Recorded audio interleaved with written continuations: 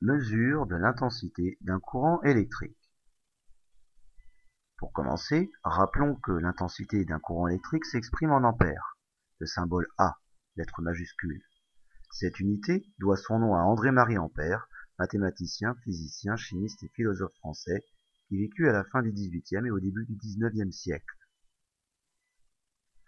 Pour mesurer l'intensité d'un courant électrique, nous utiliserons un ampèremètre. Plus généralement, on trouve dans le commerce ce que l'on appelle des multimètres, c'est-à-dire des appareils capables de mesurer différentes grandeurs électriques, comme l'intensité en ampères, mais aussi la tension en volts ou encore la résistance électrique en ohms. Comme le montre cette photo, on peut trouver un très grand nombre de modèles différents. Comme tous les multimètres, l'appareil que nous utiliserons possède un écran sur lequel s'affichera la valeur de la grandeur mesurée. Il possède également un bouton rotatif au centre, appelé aussi sélecteur de fonction, qui permet donc de sélectionner la fonction ampèremètre ou voltmètre, par exemple. Et sur ce modèle, nous avons également un bouton marche-arrêt. C'est une option qu'on ne trouve pas sur tous les modèles du commerce. Certains ont juste une position du sélecteur de fonction off, et dès qu'on s'écarte de cette position, ça met l'appareil en fonctionnement.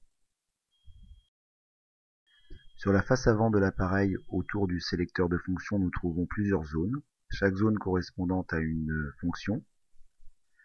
Tout d'abord la zone DCA, DC pour Direct Current en anglais, qui signifie donc courant continu, et A pour ampère. Donc il s'agit ici de la fonction ampèremètre, mais pour les courants continus. Nous trouvons également la zone ACA, AC pour Alternative Current en anglais, donc courant alternatif, et A toujours pour la fonction ampèremètre.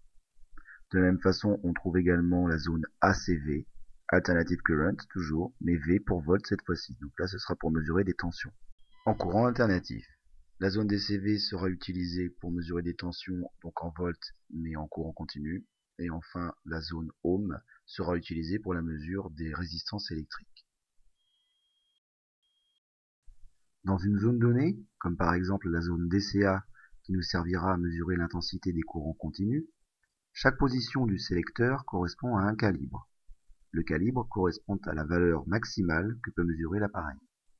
Par exemple, si on est sur le calibre 20 ampères, l'appareil peut mesurer une intensité comprise entre 0 et 20 ampères. Évidemment, si nous sommes sur un calibre 2 ampères, l'appareil pourra mesurer une intensité allant de 0 à 2 ampères. Nous verrons par la suite l'intérêt du choix du calibre. Le multimètre que nous utilisons possède 4 bornes. La borne 20A, borne spéciale pour la mesure des intensités élevées, c'est-à-dire jusqu'à 20 ampères pour ce modèle. Le sélecteur doit être dans ce cas impérativement positionné sur la graduation 20. La borne A, qui est une borne destinée aux mesures d'intensité inférieures à 2 ampères, comme l'indique cette photo.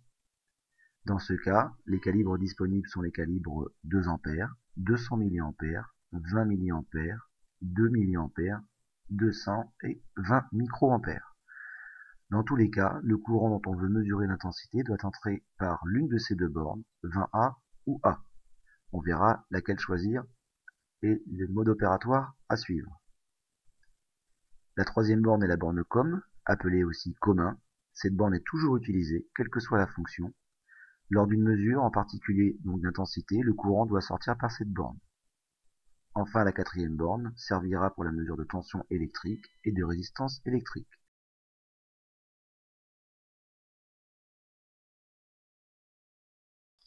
Nous voulons mesurer l'intensité du courant fourni par un générateur à une lampe.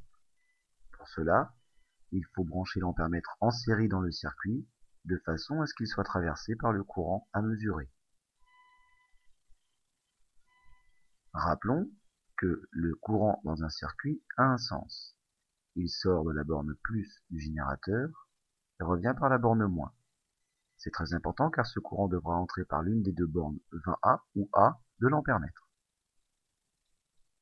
Après avoir éteint le générateur, nous sélectionnons le calibre 20 ampères de la zone DCA. On effectue toujours une première mesure avec la borne 20A, de sorte à s'assurer que l'intensité ne dépasse pas 2 ampères, de façon à ne pas griller le fusible qui protège la borne A. Ensuite, nous débranchons le fil reliant la borne plus à la lampe. On utilise ce fil pour relier la borne plus à la borne 20A de l'ampèremètre, puis on ferme la boucle avec un fil supplémentaire, reliant ainsi la borne COM à la lampe. L'ampèremètre est branché en série dans le circuit. On mesure ici une intensité de 0,10 A. On s'aperçoit que le dernier chiffre change un petit peu et hésite entre 0 et 1, ce qui montre que la précision de la mesure n'est pas satisfaisante. Heureusement, 0,10 A c'est plus petit que 2 A. On pourra donc utiliser la borne A, borne réservée aux intensités plus faibles. On n'oublie pas de mettre le sélecteur de fonction sur la position 2, sélectionnant ainsi le calibre 2 A. On remarque cette fois-ci que nous avons une valeur d'intensité de 0,106 A, c'est-à-dire qu'on a 3 chiffres après la virgule, contre 2 tout à l'heure. La précision de la mesure est améliorée. Essayons avec le calibre 200 mA. On constate que l'appareil affiche 106,1 mA. Cette fois-ci, l'intensité est directement donnée en milliampères. Si on se place sur le calibre 20 mA, le calibre est trop petit. L'appareil n'est pas capable de donner la mesure. Il affiche un message d'erreur qui se symbolise par le 1 point.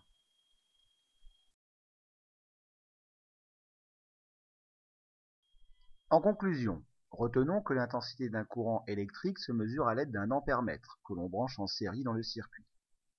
Dans la pratique, on utilise plutôt des multimètres, c'est-à-dire des appareils de mesure possédant plusieurs fonctions, dont celle d'ampèremètre. Généralement, les multimètres fonctionnant en ampèremètre possèdent deux bornes d'entrée, l'une pour les fortes intensités, qui ne comportent qu'un seul calibre, 10 A ou 20 A par exemple, et l'autre destinée aux intensités plus faibles, qui comportent plusieurs calibres, permettant ainsi d'augmenter la précision de la mesure. Quoi qu'il en soit, il faut faire attention à ne pas dépasser les intensités maximales admissibles pour chacune de ces bornes. Il faudra donc bien regarder les indications portées sur l'appareil. Le courant dont on veut mesurer l'intensité doit entrer par l'une de ces deux bornes où le symbole A apparaît et sortir par la borne COM. Pour ne pas griller le fusible de la borne destinée aux intensités plus faibles, on fera toujours une première mesure avec la borne 10A ou 20A par exemple, c'est-à-dire celle destinée aux fortes intensités. Enfin, pour faire une mesure la plus précise possible, on choisira toujours le calibre le plus petit parmi ceux supérieurs à l'intensité à mesurer.